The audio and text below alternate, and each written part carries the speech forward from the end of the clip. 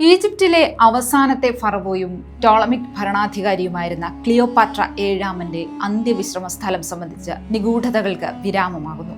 വിഷയത്തിൽ ഒരു നിർണായക നാഴികക്കല്ലാണ് ഈ അടുത്ത് പുരാവസ്തു ഗവേഷകരും സമുദ്ര പര്യവേക്ഷകരും കണ്ടെത്തിയ ഒരു മുങ്ങിയ തുറമുഖം.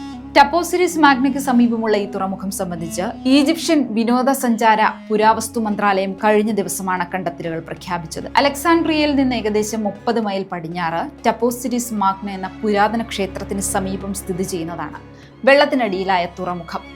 ഒക്ടാവിയനുമായുള്ള പരാജയത്തിന് ശേഷം രാജ്ഞിയും കാമുകൻ മാർക്ക് ആന്റണിയും ഈ പ്രദേശത്ത് അടക്കം ചെയ്യപ്പെട്ടിരിക്കാമെന്നാണ് സൂചനകൾ. സീരീസ് ദേവന് സമർപ്പിച്ചിരിക്കുന്ന ഈ ക്ഷേത്രം ക്ലിയോപാട്രയുമായും മാർക്ക് ആന്റണിയുമായും വളരെ കാലം ബന്ധപ്പെട്ടിരിക്കുന്നു. 2 പതിറ്റാണ്ടിലേറെ ഈ സ്ഥലത്തെക്കുറിച്ച് അന്വേഷണങ്ങൾ നടക്കുന്നുണ്ടായിരുന്നു.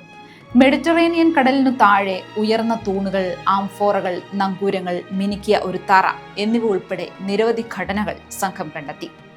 ക്ലിയോപാട്രയുടെ ഭരണകാലം മുതലുള്ള തിരക്കേറിയ ഒരു തുറമുഖ നഗരത്തിന്റെ സാന്നിധ്യം ഇത് സൂചിപ്പിക്കുന്നു. തുറമുഖത്തെ ക്ഷേത്രവുമായി ബന്ധിപ്പിച്ചിരിക്കുന്ന ഒരു മുങ്ങിയ തുരങ്കവും കണ്ടെത്തി. ഭൂമിക്കടിയിൽ ഏകദേശം 40 അടി താഴ്ചയിൽ സ്ഥിതി ചെയ്യുന്ന ഈ തുരങ്കം ഭാഗികമായി മുങ്ങുകയും കടൽവെള്ളം കയറുകയും ചെയ്തിരുന്നു. എങ്കിലും ക്ലിയോപാട്രയുടെ ശവകുടീരത്തിന്റെ കൃത്യമായ സ്ഥാനം സ്ഥിരീകരിക്കുന്നതിന് കൂടുതൽ പഠനങ്ങളും ഗവേഷണങ്ങളും ആവശ്യമാണ്.